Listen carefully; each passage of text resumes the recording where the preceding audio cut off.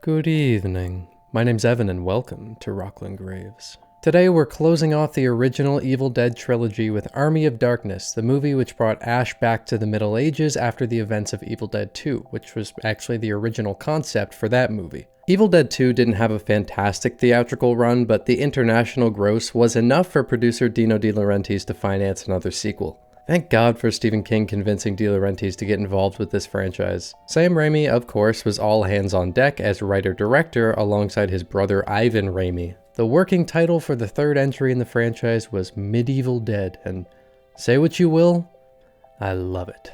The title eventually settled as Army of Darkness, a name which producer Irvin Shapiro had come up with during the production of Evil Dead 2. Bruce Campbell has always been creatively involved with these movies, and Raimi would show Campbell and producer Robert Tapert drafts of the script, take their notes on it, and decide which ones he wanted to incorporate into the film. Army of Darkness had the highest budget so far for the series. At first, it stood at $8 million, but during pre-production, the crew realized that wouldn't be enough to bring the script to life. Prior to Army of Darkness, Sam directed and co-wrote Darkman with Ivan, which was a Universal Pictures production. De Laurentiis had a multi-picture deal with the studio at the time, so Army of Darkness was used as one of the films for that deal, and Universal financed half of the $12 million they estimated the production would need. This increased budget still didn't quite cut it for what these constantly over-budget filmmakers had in mind, so Campbell, Raimi, and Tapert used a collective $1 million of their own salary to reshoot the ending. One thing I really appreciate about this franchise is how the team behind it really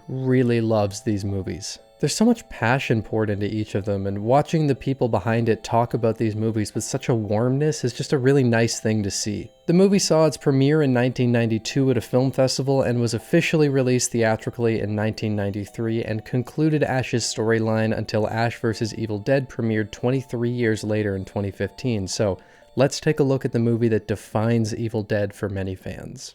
Yo, she-bitch.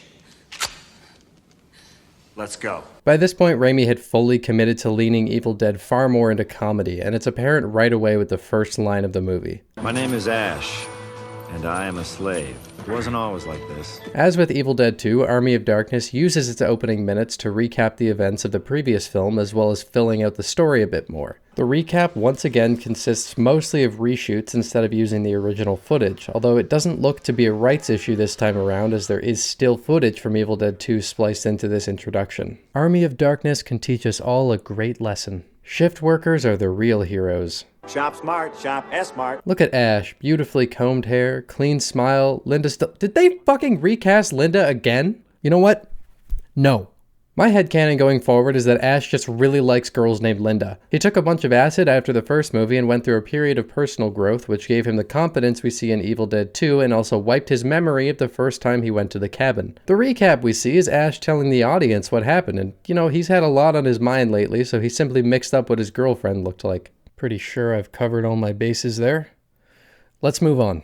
The biggest difference here is that at the end of Evil Dead 2, Ash was revered by the soldiers who find him, but that's been changed a bit. He's unfortunately mixed up in a war and is assumed to be fighting alongside Duke Henry the Red and is thusly sentenced to death. One thing to note before we get too far in is that Army of Darkness pretty much abandons the horror genre. Evil Dead 2 already leaned far more into a humorous tone than its predecessor, but it still retains some of the defining horror traits. The third film is essentially an action-adventure comedy period film filled with badass one-liners and even goofier moments than what we saw in Evil Dead 2, which is saying a lot. Ash and the other prisoners are brought to Lord Arthur's castle and are all suspected to be part of Henry the Red's army. Sam Raimi wrote the script with an intended PG-13 rating because he wanted his movies to start having a wider appeal, so the violence in this entry is substantially cut down. This scene where one of Henry's men is thrown into the Deadite pit is by far the bloodiest moment of the movie, which is really weird considering the precedent set so far in the franchise.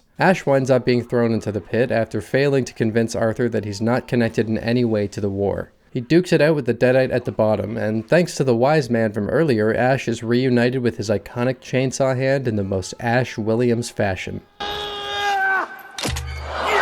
This sequence makes for a perfect showcase of what to expect over the course of the next hour and change, and it was this moment that fully won me over to the sequel. The Deadite designs in Army of Darkness are pretty different from what we saw in Evil Dead 2, which were already themselves a big departure from what we saw in the first movie. The look of the Deadites over the course of the series is really inconsistent, which is a problem that each subsequent film seems to suffer in general. This is a franchise with a lot of variation in tone, style, direction, intention, and while that can make a marathon pretty muddy, it does mean that there's probably at least one entry that you're gonna really like. Even if you hate one of them, the next one is so different that you might love it. It's not just shifts in story and design, but the changes extend even to the genre that the movies fall into. Army of Darkness shares things with the horror genre, like the lighting and the designs of the Deadites, but in terms of delivering anything that would push it across the line of actually being a horror movie, there's not much to speak of. I love the lighting for the nighttime sequences, and the sets are really cool, especially the graveyard where Ash finds the Necronomicon. The Deadites themselves range in quality from looking like someone having a bad hair day fell face first into a bowl of chalk to full-on demonic atrocities that have a ton of detail poured into them. Back at the castle, Ash has a rock-hard power boner going on thanks to his futuristic tools, and he uses this to take control of the situation and free Henry and his men. This is my boomstick! The reverie towards Ash we saw at the end of Evil Dead 2 is present once again, but he doesn't get to bathe in it for very long before the wise man tasks him with finding the Necronomicon to help them defeat the Deadites. If the Necronomicon fell into the hands of the Deadites, all mankind will be consumed by this evil. He also says that the book's power will be able to send Ash back to his own time, and on that he agrees to the journey. Another thing that seems to be pretty inconsistent in these movies is what actually works to kill a Deadite. Previously, it was quite an ordeal to put one of these bastards down, but apparently now a simple bloodless gunshot will suffice.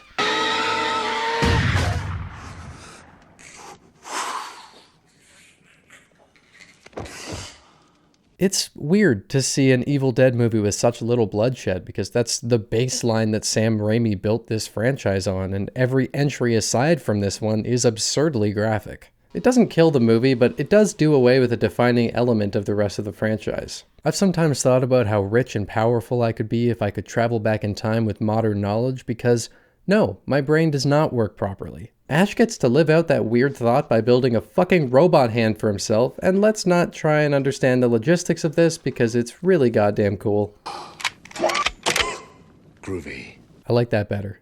Another thing that would be really great about going back in time would be pretending like you understand how your futuristic doohickeys work by using words that haven't been invented yet. Don't touch that, please. Your primitive intellect wouldn't understand alloys and compositions and things with molecular structures in the... Ash using words he doesn't understand to explain construction that hasn't been invented yet is exactly how everyone who just got into a new hobby talks to the people around them. Now that he's all kitted out, Ash is ready to embark on the journey for the Necronomicon. Okay, now Ash, it's very important that you say these words exactly before you take the book. Klaatu verata nikto. Say it back to me. Klaatu verata nikto. Okay. Okay, again. Klaatu verata nikto. One more time. I got it! I got it! I know your damn words, all right? Fucking Campbell's soup looking ass. Out of necessity, we do get that classic POV demon that we've come to know, but it does feel a little out of place here because this movie isn't exactly subtle and there's not the same sense of mysterious looming that was present in the first movie. It's fine though, it's still cool. The Thing chases Ash into a nearby windmill, and this is where the movie goes from being a cheesy, fun 80s movie to making me question if I forgot taking drugs before I sat down. Ash waits until nightfall in the windmill when he notices that the Ash in the mirror isn't a reflection, it's looking right at him. He just runs headfirst into the glass.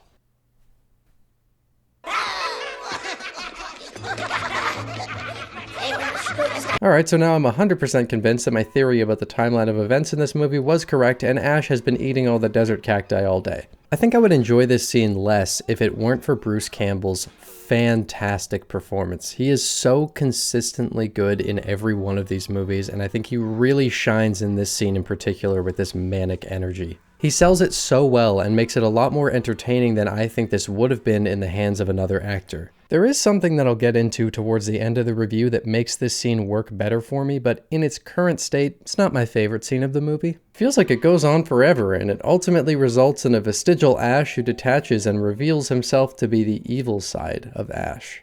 Are you me? I'm bad, Ash. And you're good, Ash. Little goody two shoes, little goody two shoes, little goody two shoes. This does all serve a purpose, but we'll get back to that in a minute. What's that you got on your face? Huh? I'll come back for you. Ash navigates through the night to the graveyard he was told about, and as promised, the Necronomicon lays in wait. What Ash wasn't told was that there would be 3 very similar looking flesh books, so he'll need to figure out which is which.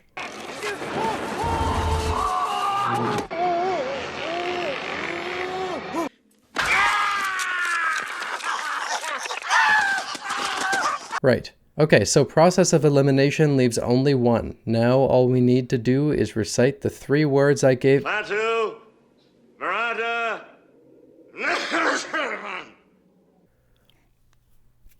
No, I'm sure that's fine. This is where evil Ash comes back into play. He returns with some power-ups and a face which lands him in the target demographic for Jennifer Aniston commercials. The Army of Darkness is here, and this could have been prevented with 3 simple words. Ash returns to the castle having fulfilled his end of the deal, but to be fair, he did doom them all to the forces of evil, so everyone expects him to help them fight off the coming army. When thou misspoke the words, the army of the dead awoke. We're heading to the end of the movie now, so here's your warning if you don't want the rest spoiled. The majority of what's left consists of the battle between the Army of Darkness and the joined forces of Lord Arthur and Henry the Red. It's no Helm's Deep, but it's a sufficiently fun climax that gives Ash a wonderful playground to experiment with all sorts of methods for killing Deadites. To me, this sequence has the best use of the humorous tone that the movie was going for. The individual fights between human and Deadite are really entertaining, and I'll admit I had a few good chuckles. Sheila gets kidnapped by the evil Ash and is turned into a Deadite, but using our Evil Dead knowledge 3 movies deep, we know that there are a few options here. Option A, bodily dismemberment. Not ideal, pretty messy, and makes any future love scenes really awkward. Option B, sunlight. Probably the easiest, but we need a quick fix, and the Deadites can apparently change the time of day on a whim. Option C, a nice glass of OJ. Not sure how strong Sunny D's production was in the 13th century, may be hard to source. Option D, true love. She's not named Linda, not gonna happen. Oh, for fuck's sake. Apparently being possessed by an ancient demon really doesn't pose any threat. Every solution that's been tried in this series has worked without a hitch. They'll probably leave if you just ask nicely enough. So there we are. Ash managed to defeat his evil counterpart and Sheila is freed from the possession while the rest of the Army of Darkness flee. The rivaling human armies make peace and Ash is given what he needs to return to his own time. Candyman is about to come out and he really doesn't want to miss it. Ash says his goodbyes to Sheila and rides off into the desert, and the film awkwardly cuts to modern day with Ash working at S-Mart again. So here's the thing. Did you notice how the wise man's lines don't at all line up with his mouth? The book tells us that once you drink this liquid and recite the words, That's because the instructions he gives here are dubbed, as this isn't the original ending to the movie. If you watch the director's cut, Ash is told to drink 6 drops of the potion, as each drop will give a century-long slumber. Ash accidentally drinks too much, and he wakes up in a dystopian future. I slept too long! Not really sure how the whole aging thing works here, because he does grow a beard during the slumber, so you'd imagine he might age enough to die, but I don't care, this is really fun. That's how the movie originally ended, but the studio didn't like how bleak it was, so an alternate ending was shot for the theatrical release. In that ending, Ash is back in his own time with his own job, he's seen Candyman, it was great, and he's asking Ted Raimi how he's coping after the bastard killed his girlfriend. The instructions from the wise man were changed to Ash drinking the potion and reciting the same passage he was supposed to recite before picking up the Necronomicon. It's a very versatile passage. Did you say the words right this time? Well, maybe I didn't say every single tiny little syllable, no, but basically I said them, yeah. I guess the mistake means that the evil followed him back to his own time, and it possesses a woman in the S-Mart. It's a really fun way to end the movie, and it's filled with the slapstick this movie is known for, but it is also pretty jarring. I guess I understand why the studio wanted a happier ending for Ash, and the theatrical ending does provide that. Hail to the king, baby.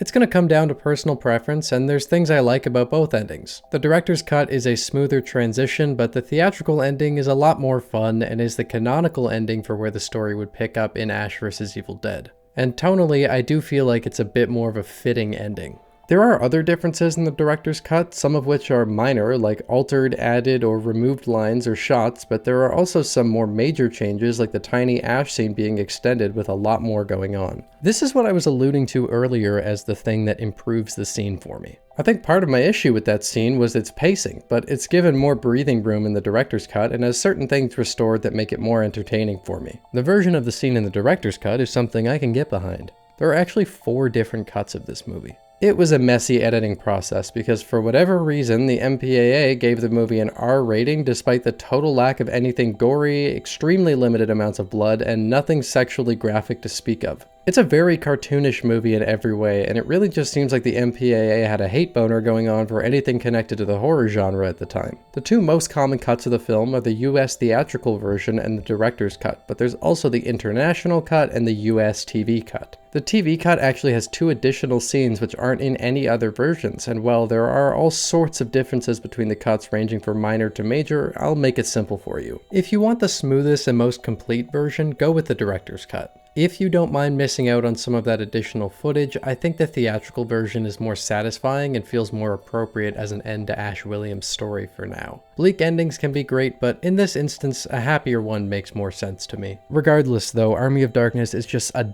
damn good time. It would be the last time that Bruce Campbell would play Ash Williams until Ash vs. Evil Dead in 2015, aside from that one shot at the end of the credits in Evil Dead 2013.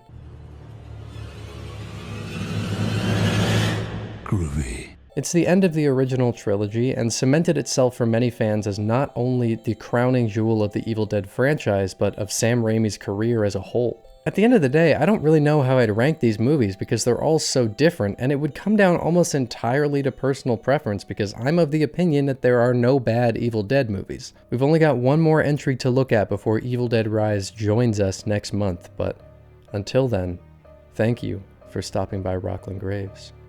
I hope you've enjoyed your stay.